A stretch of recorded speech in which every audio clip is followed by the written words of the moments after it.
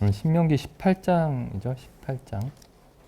지난번에 그 제사장에 대해서 살펴봤고 18장 1절에서 8절까지.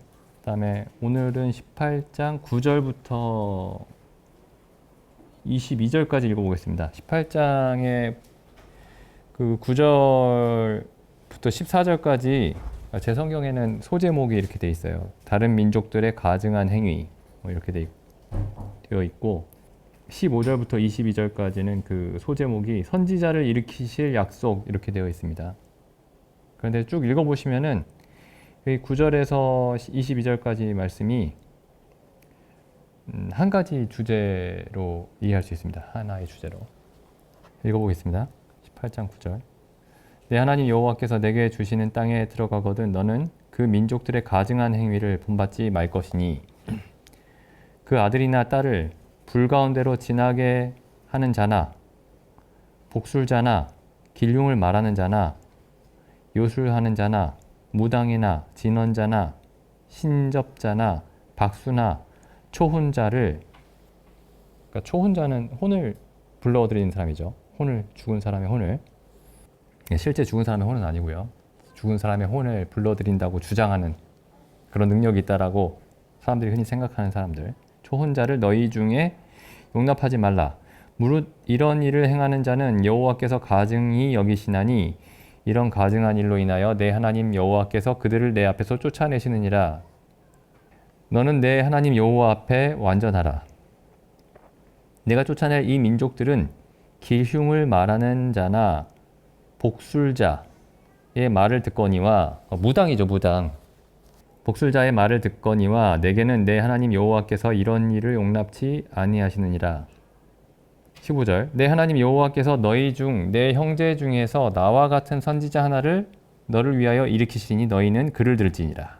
그러니까 9절에서 14절 말씀에서 나오는 그 복수를 행하는 자나 기륭을 말하는 자나, 그러니까 거짓 예언자죠. 무당이나 이런 사람들의 말을 듣지 말고 하나님 여호와께서 너희 중에 모세와 같은 선지자를 하나를 일으키실 것인데 그 선지자의 말을 들으라. 이게 이제 연결된 말씀이죠. 주제가. 16절. 이것이 곧 내가 총회의 날에 호렙산에서 너의 하나님 여호와께 구한 것이라. 곧 내가 말하기를 나로 다시는 나의 하나님 여호와의 음성을 듣지 않게 하시고 다시는 이 큰 불을 보지 않게 하소서. 두렵건대 내가 죽을까 하나이다. 그러니까 하나님이 호렙산에 임하셔서, 시내산에 임하셔서 이제 십계명을 주실 때에 이스라엘 백성이 두려워서 하나님이 직접 말씀하지 않게 하시고 모세 당신을 통해서 하나님이 말씀하시는 것을 저희가 듣겠습니다. 이렇게 얘기를 하죠. 하나님이 강림하시는 그 모습이 너무 두려워서. 지금 그때 얘기를 하는 겁니다. 17절. 여호와께서 내게 이르시되 그들의 말이 옳도다. 내가 그들의 형제 중에 너와 같은 선지자 하나를 그들을 위하여 일으키고, 이제 아시겠지만 여기 지금 15절, 18절 이 말씀이 예수님에 대한 예언이죠. 예수 그리스도에 대한 예언입니다. 내가 그들의 형제 중에 너와 같은 선지자 하나를 그들을 위하여 일으키고 내 말을 그 입에 두리니 내가 그에게 명하는 것을 그가 무리에게 다 고하리라. 무릇 그가 내 이름으로 고하는 내 말을 듣지 아니하는 자는 내게 벌을 받을 것이요. 내가 고하라고 명하지 아니한 말을 어떤 선지자가 만일 방자히 내 이름으로 고하든지, 방자히가 주제 넘게입니다. 주제 넘게. 그러니까 자기의 지위를 넘어서서, 선지자는 하나님이 하라고 하신 말씀만 해야 되죠. 근데 자기가 하나님이 하라고 하신 말씀이 아닌데 여호와께서 말씀하시되 하면서 다른 얘기를 하면은 자기 주제를 넘는 거죠. 만일 방자히 내 이름으로 고하든지 다른 신들의 이름으로 말하면, 그러니까 여호와 이름으로 말하는 선지자도 있고 다른 신들의 이름으로 말하는 선지자도 있습니다. 그러니까 여호와의 이름으로 말하는 선지자에게 속기가 훨씬 쉽겠죠. 내 이름으로 고하든지 다른 신들의 이름으로 말하면 그 선지자는 죽임을 당하리라 하셨느니라. 내가 혹시 심중에 이르기를 그 말이 여호와께서 이르신 말씀인지 우리가 어떻게 알리요? 그러니까 어떤 사람이 여호와의 이름으로 혹은 예수 그리스도의 이름으로 말하는데 그 말이 여호와의 말씀인지 우리가 어떻게 알겠습니까? 굉장히 중요한 질문이죠. 22절. 만일 선지자가 있어서 여호와의 이름으로 말한 일에 증언도 없고 증거도 없고 성취되는 일도 없으면, 그러니까 예언을 했는데 앞으로 이런 일이 있을 것이다 라고 예언을 했는데 성취되지 아니하면 이는 여호와께서 말씀하신 것이 아니요 그 선지자가 주제넘게 말한 것이니 너는 그를 두려워 말지니라. 그러니까 선지자가 두려움의 존재가 될 수 있습니다. 그게 참 선지자든 거짓 선지자든 두려움의 존재가 될 수 있죠.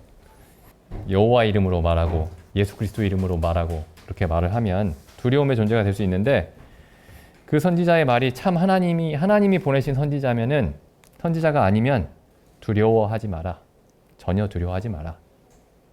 이 18장 15절 말씀을 베드로가 인용을 하죠. 그 사도행전에 가보시면은, 사도행전 3장에 보시면 이제 베드로가 이제 성전 앞에서 날 때부터 안진뱅이 된 자를 일으켜 세우니까 이제 사람들이 놀라서 이제 베드로와 요한을 주목하죠. 그러니까 베드로가 이게 왜 이거 우리의 능력으로 한 것이 아니고 예수 그리스도께서 이 사람을 낫게 하셨다. 이렇게 얘기를 하죠. 그러면서 이제 예수 그리스도를 증거를 합니다.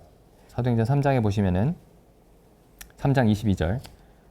모세가 말하되 주 하나님이 너희를 위하여 너희 형제 가운데서 나 같은 선지자 하나를 세울 것이니 너희가 무엇이든지 그 모든 말씀을 들을 것이라.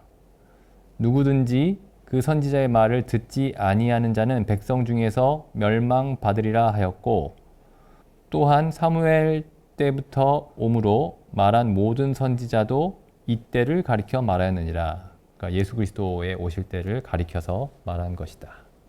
그러니까 모세가 나와 같은 선지자가 올 것이다 라고 했을 때 그 나와 같은 선지자도 예수 그리스도이고, 사무엘 이후에 수많은 선지자들이 예언한 것도 예수 그리스도가 오실 때를 가리켜서 예언한 것이다. 이렇게 얘기를 하죠. 다시 이제 그 신명기 18장 말씀으로 돌아가 보겠습니다. 신명기 18장 9절에서 이제 한번 이걸 생각을 해보죠. 왜 사람들이, 그러니까 점쟁이들, 쉽게 얘기하면 10절에 나와 있는 그 점쟁이들에게 혹은 무당들에게 찾아갈까요? 왜? 그 어떤 어려운 일이 있을 때 그 어려운 일을 어떻게 해결해야 되는지, 그 초자연적인 어떤 능력을 가진 어려움을 해결하기 위해서, 그리고 어떤 중요한 결정을 해야 될 때 어떤 신적인 존재에게 어떤 결정을 해야 내가 좋은 결과를 얻을 수 있을지 그걸 알아보기 위해서 이제 이렇게 무당을 만납니다. 근데 여기 지금 보시면은 이 18장 9절에서 우리가 그 22절까지 읽었는데, 이걸 한마디로 얘기하면은 그런 중요한 일이 있을 때에 무당을 찾아가지 말고 예수 그리스도께 물으라, 이렇게 말씀하고 계시는 거죠. 예수 그리스도께 물으라. 그 이제 뭐 이렇게 생각할 수 있습니다. 내가 이제 제가 취직을 해야 되는데 회사가 두 개가 있어요. 여기를 A를 취직해야 됩니까? B를 취직해야 됩니까? 라고 예수님께 물으면 예수님이 A 회사로 가라, 이렇게 그렇게 말씀하신다는 뜻은 아니고, 근데 이 말씀을 좀 생각을 해보면은 이제 우리는 이렇게 생각할 수 있습니다. 내가 뭐 무당을 찾아다니는 건 아니고, 우리 성도들 중에 무당 찾아다니신 분 없으시죠? 뭐 점집에 가고 그러신 분 없으시죠? 그 일반 교회들은 굉장히 많습니다. 굉장히 많아요. 엄청납니다. 일요일날 교회 갔다가 이제 점집에 갑니다. 가까이 용환 점집에. 기독교인들이. 그것도 뭐 작은 이상한 이단 같은 교회들에 다니는 사람들 말고 정통 무슨 대한예수교 장로회 이런 데 다니는 사람들이 그래요. 유명한 교회 다니는 사람들이 그렇습니다.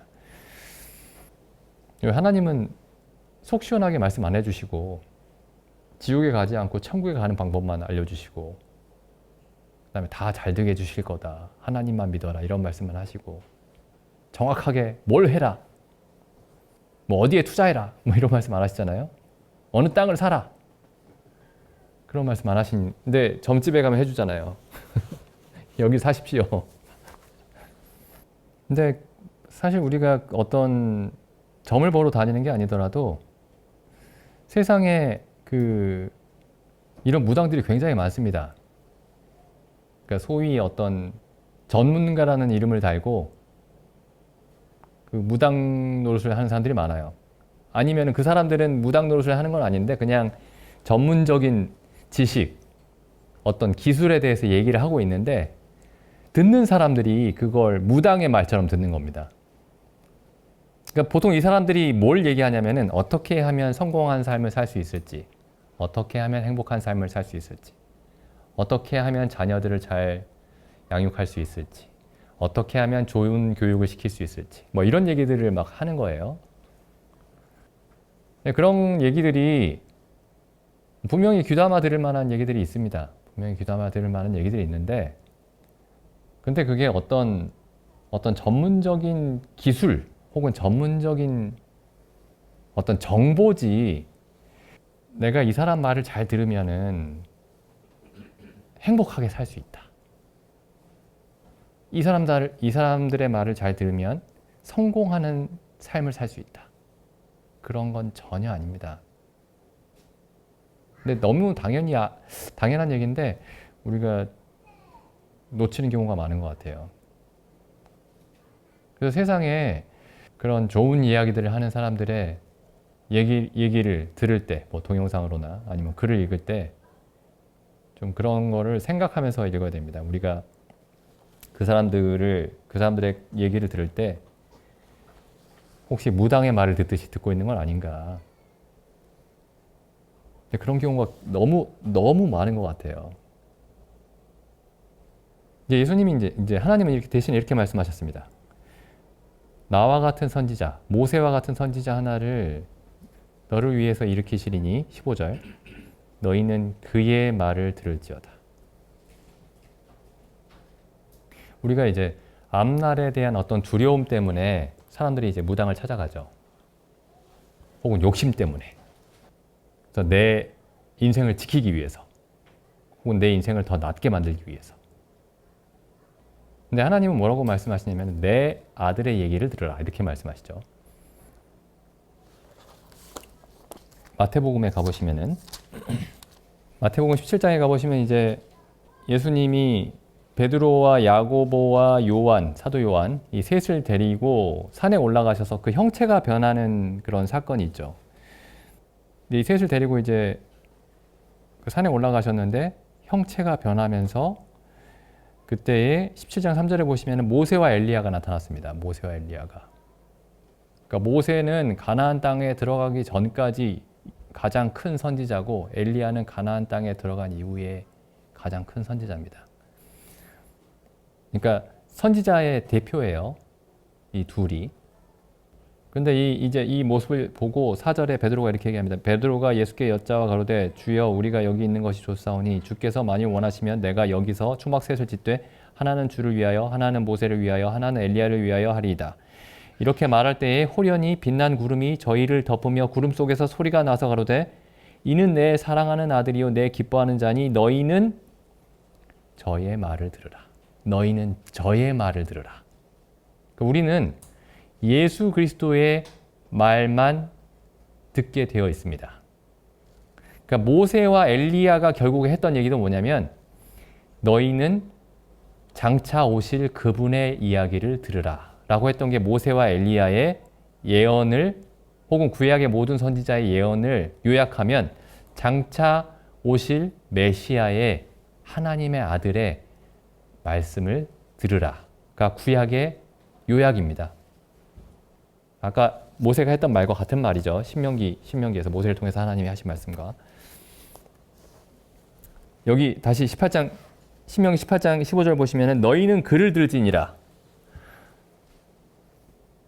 근데 내가 삶에 어떤 문제가 생겨서 내가 어떤 중요한 결정을 해야 되는데 예를 들어 제가 이제 어떤 회사에 갈지를 결정을 해야 되는데 예수님께 기도하니까 뭐 답이 없고 근데 사실 이게 지금 그런 문제가 아닙니다. 이게 우리가 구체적으로 이 땅에 살면서 어떤 결정을 해야 될 때 구체적인 어떤 결정을 해야 될 때 주님 앞에 기도를 드리면 주님께서 그런 구체적이고 시시콜콜한 얘기는 답해주지 않으신다. 그런 뜻이 아니고 그것보다 훨씬 근본적인 문제라는 겁니다. 이 얘기가. 자, 너희는 그를 들을지니라 라고 했으니까 그럼 예수님이 뭐라고 우리에게 말씀하시죠? 자, 18절 보시죠. 18절. 내가 그들의 형제 중에 너와 같은 선지자 하나를 그들을 위하여 일으키고, 그러니까 그들의 형제 중에라고 했으니까 이스라엘 사람 중에서죠. 그러니까 예수님이 이스라엘 백성 중에 태어나셨죠. 유대인으로서. 내가 그들의 형제 중에 너와 같은 선지자 하나를 그들을 위하여 일으키고 내 말을 하나님의 말씀을 그 입에 두리니 내가 그에게 명하는 것을 그가 무리에게 다 고하리라. 하나님이 말씀하시는 모든 것을 남김없이 예수 그리스도께서 우리에게 전하셨습니다. 그 다음 19절 보시죠. 무릇, 누구든지죠. 무릇이. 누구든지 그가 내 이름으로 고하는 내 말을 듣지 아니하는 자는 내게 벌을 받을 것이요. 그러니까 예수 그리스도께서 하시는 모든 말씀을 듣지 않는 자는 벌을 받을 것이다. 예수님이 우리에게 그러니까 여기서 이제 예수님이 우리에게 무슨 말씀을 하시는지가 굉장히 중요합니다. 예수님이 우리에게 무슨 말씀을 하시는지 아는 게 굉장히 중요해요. 이 무당들이나 이런 뭐 여기 지금 9절에서 14절 사이에 나오는 무당이나 뭐 박수나 요술하는 자나 뭐 이런 사람들은 어떤 식으로 얘기를 하냐면은 우리가 이제 찾아가요. 그래서 뭐 이런 문제가 있는데 내가 이렇게 하려고 하는데 이렇게 하면 되겠습니까? 이렇게 하면 일이 잘 풀리겠습니까? 그러면 그렇게 해라. 뭐 복채를 많이 내면 된다. 뭐 이렇게 얘기하겠죠. 그러니까 우리가 어떤 구체적인 문제를 들고 가면 이제 그렇게 답을 해주는 거예요. 근데 예수님은 그런 식으로 말씀하지 않으십니다. 예수님은 어떻게 말씀하시냐면 우리가 어떤 문제를 들고 가면 말씀하시는 게 아니에요. 우리에게 어떤 문제가 있는지부터 말씀하십니다. 예수님은. 그러니까 우리는 아무 문제가 없는 것 같은데 예수님 앞에 가면 문제가 생겨납니다. 엄청나게 많은 문제가 생겨나요. 혹은 우리가 이렇게 나는 이렇게 내게 있는 문제가 작다고 생각하고 예수님께 갔는데 예수님께 가서 내 문제를 알게 되니까 어떤 일이 벌어지냐면은 내가 문제라고 생각했던 건 아무것도 아니게 됩니다. 성경에 그런 일들로 가득 차 있죠. 예를 들면은 니고데모가 예수님께 찾아갔죠. 그래서 뭔가 자기에게 의문이 있으니까 하나님과의 관계에서 어떤 작은 의문이 있어서 뭐 큰 의문인지 작은 의문인지 모르겠지만 어떤 의문이 있어서 예수님께 찾아갔습니다. 그래서 이렇게 얘기를 했어요. 예수님 랍비여 당신은 하나님께서 보내신 선생인 줄 우리가 아나이다. 하나님께서 함께 하시지 않으면 이런 일을 당신이 행하실 수 없습니다. 그래서 뭔가를 이제 물어보려고 예수님께 찾아갔던 것 같아요. 근데 예수님이 뭐라고 말씀하시냐면은 전혀 예상하지 못한 얘기를 말씀하시죠. 사람이 거듭나지 아니하면 하나님 나라를 볼 수 없느니라. 그러니까 청천벽력 같은 얘기를 들었습니다. 지금 이 가나안 땅이나 애굽에서 혹은 세상에서 이렇게 신들의 뜻을 전한다고 하는 이 무당들은 우리가 어떤 문제를 가지고 가면 그 문제에 대한 답들을 얘기를 하는데 예수님께 갈 때는 백지를 가져가야 됩니다.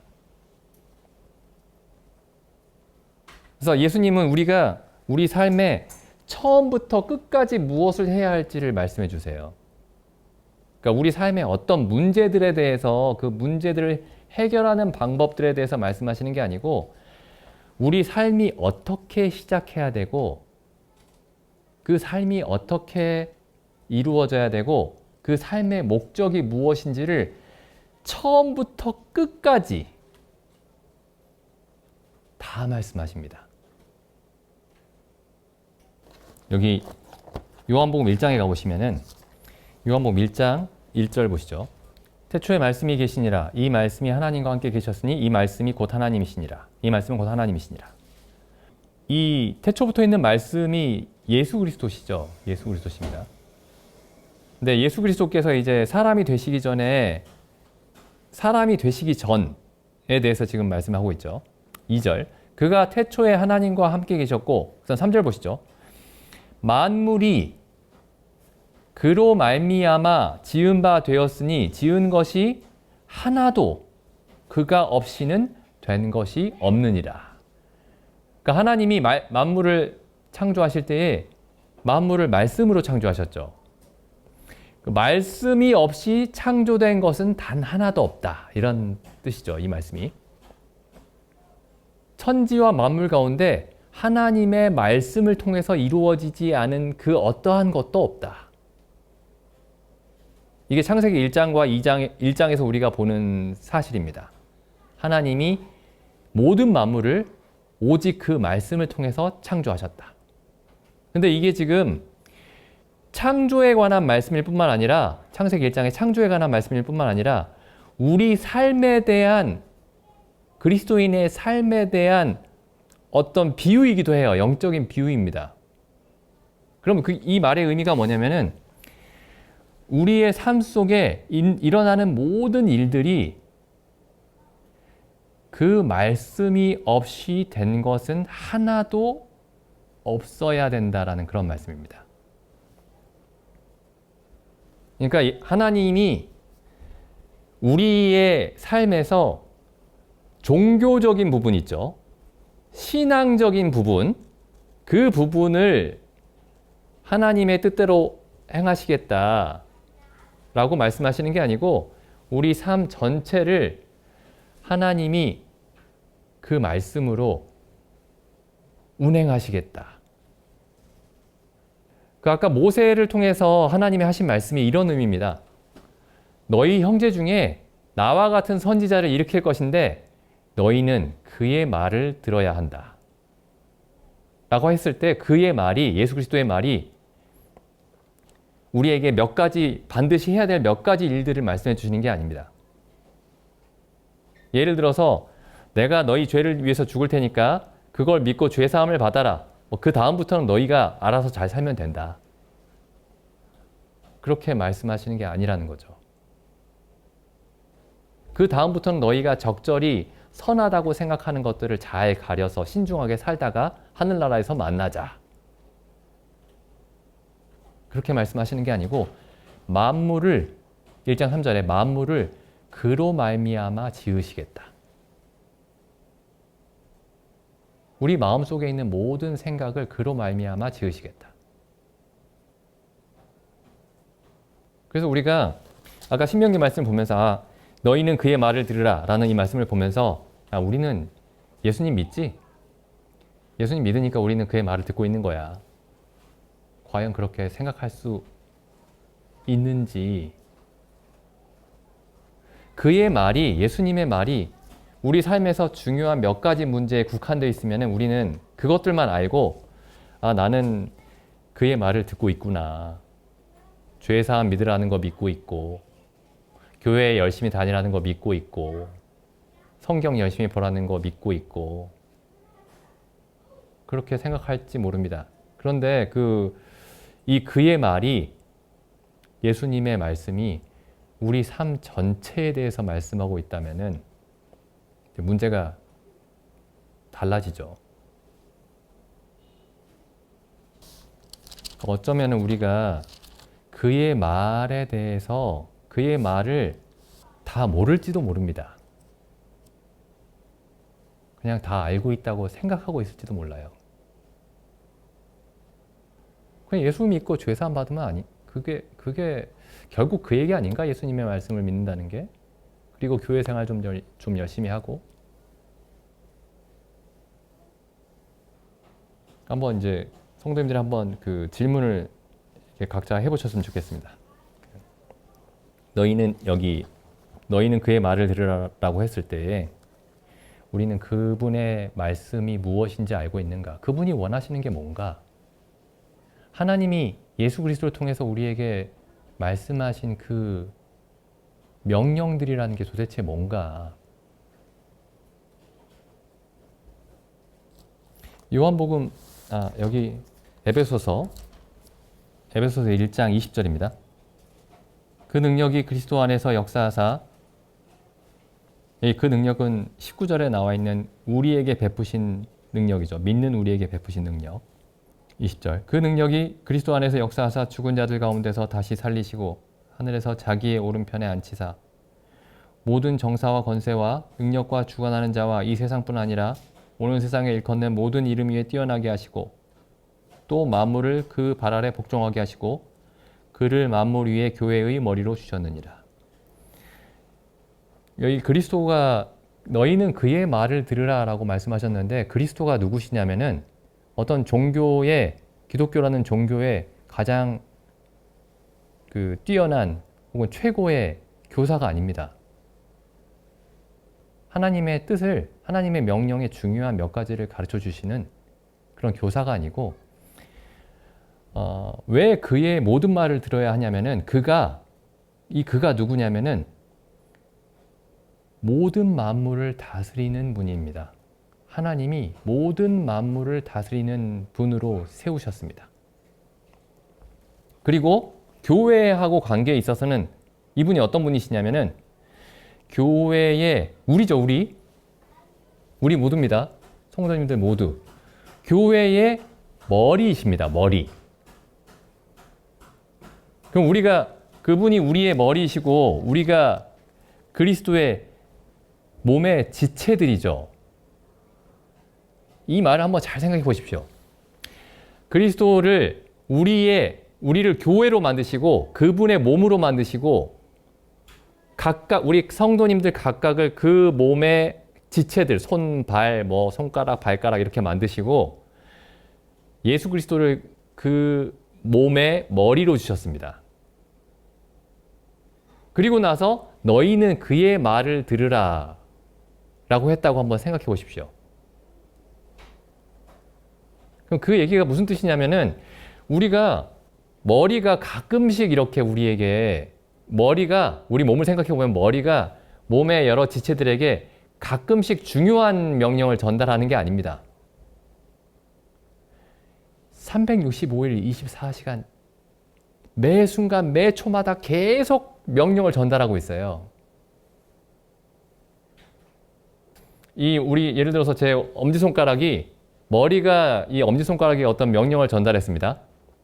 그럼 이 엄지손가락이 그 머리가 전달한 명령을 먼저 행하고 나머지 자유시간에 자기 일들을 처리하는 그런 게 아닙니다. 불가능하죠. 지금 이 엄지손가락은 머리가 전달하는 명령만 계속 행하는 거예요. 이게 너희 형제 중에 나와 같은 선지자를 세울 것이니 너희는 그의 말을 들으라라는 그 말씀의 의미입니다. 예수님 명령이 제일 중요하지. 예수님 말씀이 제일 중요하지. 그게 아니고 예수님 말씀만 들어야 되는 거예요. 예수님 말씀 외에는 다른 게 없어야 되는 겁니다. 달리 얘기하면은 예수님 말씀으로 우리의 모든 지식과 우리의 모든 생각이 예수님의 말씀으로 가득 채워져야 되는 겁니다. 그걸 사도 바울은 이렇게 얘기했어요. 누가 주를 알아서 주를 가르치겠느냐? 그러나 우리가 그리스도의 마음을 가졌느니라. 빌립보서에서는 이렇게 얘기하죠. 너희 안에 이 마음을 품으라. 곧 그리스도 예수의 마음이니. 그럼 그리스도가 가지신 하나님에 대한 지식이 있죠. 그리스도가 자기 자신에 대해서 가지고 계신 이해가 있었죠. 자기 삶에 대해서. 내가 온 것은 내 뜻을 행하려 함이 아니요 나를 보내신 이의 뜻을 행하려 함이로다. 이게 예수님이 자기 삶에 대해서 가지고 계셨던 지식이었습니다. 그러면 우리가 그리스도의 마음을 가졌으면은 그리스도가 자기의 인생을 이해하셨던 것과 같이 우리도 우리의 삶을 그렇게 이해해야 되는 겁니다. 그게 너희는 그의 말을 들으라 라는 그 말씀의 의미입니다. 근데 우리는 이렇게 생각할 수 있어요. 예수님이 우리의 죄를 위해서 죽으셨으니까 그거 믿는 게 제일 중요하지. 그 다음은 어떻게 하면 되죠? 이거 전도하고 다니면 되지. 그 다음 또 어떻게 하면 되죠? 교회 열심히 다니면 되지. 뭐 봉사 열심히 하면 되죠. 그건 너희는 그의 말을 들으라 라는 그 말씀의 의미가 아닙니다. 그 말씀의 의미에 한참 저 밑에도 미치지 못하는 얘기예요. 하나님은 우리를 어떤 기독교라는 종교인을 만들려고 하시는 게 아닙니다. 하나님의 목적은 뭐냐면은 여기 방금 우리 에베소서 말씀 읽은 것처럼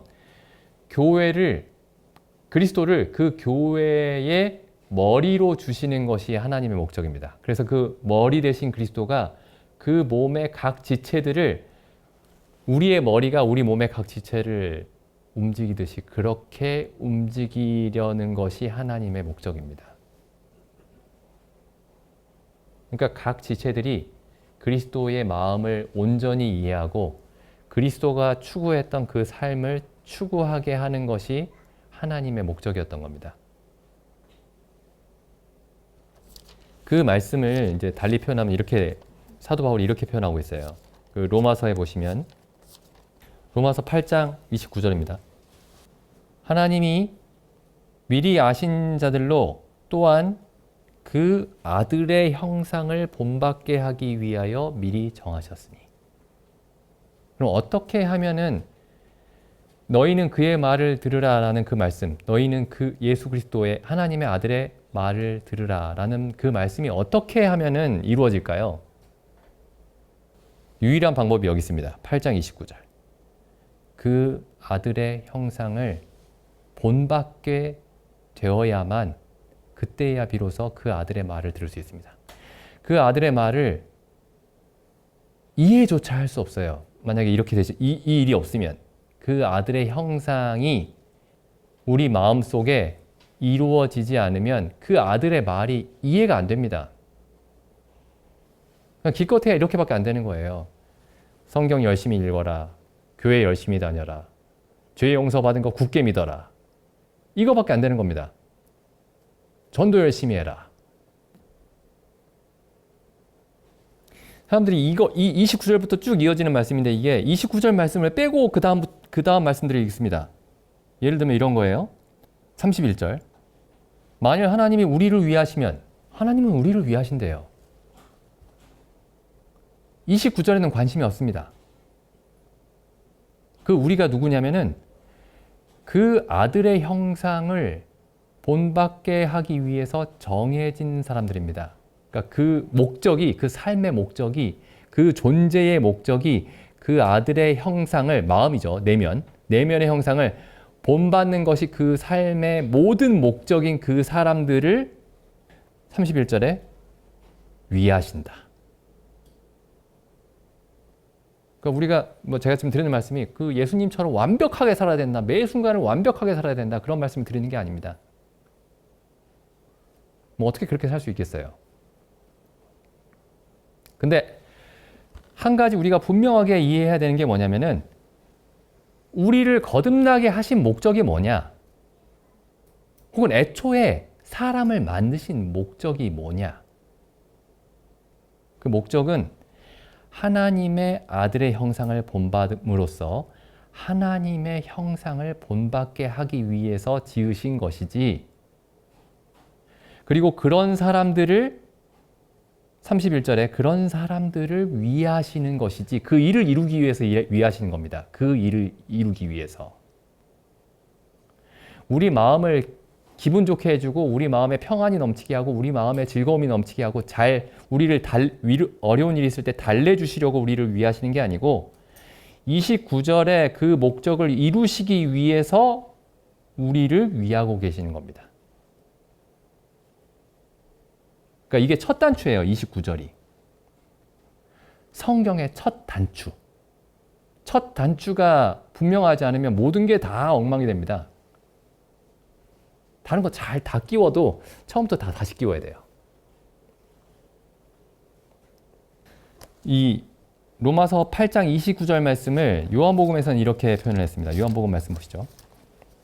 우리가 항상 읽는 말씀이긴 합니다만은 요한복음 6장 57절입니다.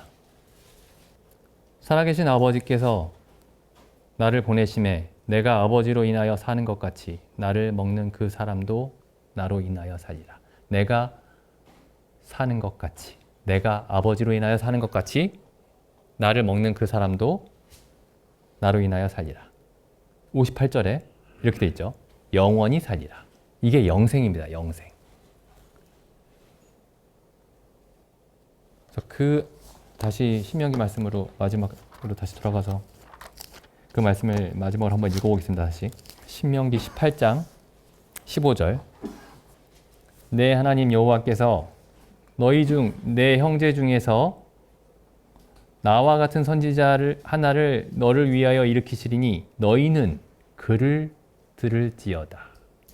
우리는 그를 예수 그리스도의 말씀을 듣고 있는지, 예수 그리스도의 말씀에서 극히 일부분만 듣고 있는지, 아니면 그리스도의 말씀을 그 전부를, 가장 중요한 그 부분을, 핵심을 듣고 있는지 돌아봤으면 좋겠습니다.